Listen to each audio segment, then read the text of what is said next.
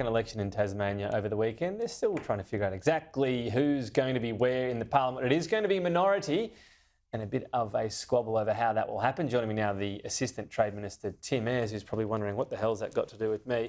I'll ask you with this prism in mind. The last federal election was pretty close to a hung parliament, and it feels like minorities are getting stronger, if anything. Do we need a new attitude in Australia, not sort of, talk about we'll never do a deal with this party or that party and go, we'll look at the parliament and respect it and figure out what government will form?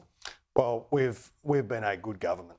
We've been a good government because we've been a majority Labor government, and we are absolutely focused on the things that matter in the national interest and in the interest of the issues that you've just been traversing around the cost of living.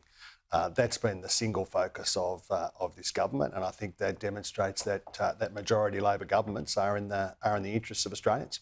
Oh, and that's fair enough, but it's about the attitude, isn't it? You still have to respect whatever parliament you get. Every bit of polling lately, occasionally it suggests you could squeak another majority. There's a lot of minorities. Well, do you have to get your head around that a bit? We'll be fighting for a majority Labor government when the election comes. I expect it'll be next year. There's a lot of government to go between now and then. So no, as Kieran said before, we are focused on the issues that people are engaged in now between now and the election. That is a long time.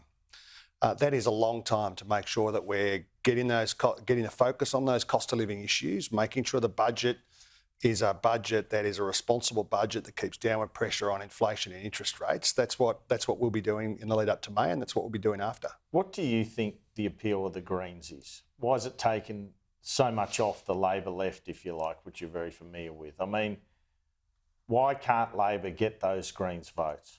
Well, I come from a part of Sydney where there has always been a contest on the progressive side of politics, and we've been successful in that part of the world. Not by pandering. I'm ingrained in the Prime Minister's seat. Not by pandering to a particular viewpoint, but keeping the focus on what is in the national interest, keeping the focus on the interests of suburban voters. And making the case more broadly, not just for particular interest groups, but more broadly about the Australian interest. And that's what's been successful there. Anthony Albanese's profile has also been successful. Yep. I mean, what is the appeal of the Greens in these other seats? What could you put it down to? Well, people are, have got their own. I mean, I'm not really a commentator on what drives people to a particular view. All I know is, and Albo's a good example. He's been a long-term campaigner in those communities. He's from that community, and he's making the argument in the national interest in a way that middle-income Australians understand. That's the secret. That's the recipe. You don't worry too much about the left and right politics of this. Focus on what's in the national interest.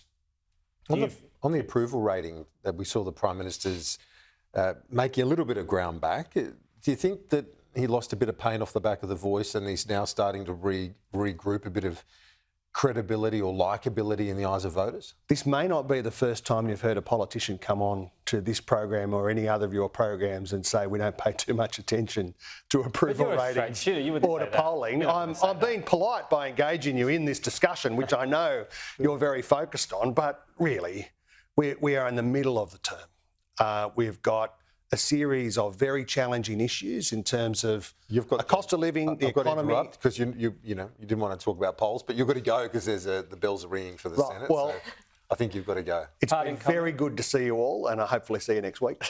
Happy birthday for your party. Hey, thanks very much. See you all later.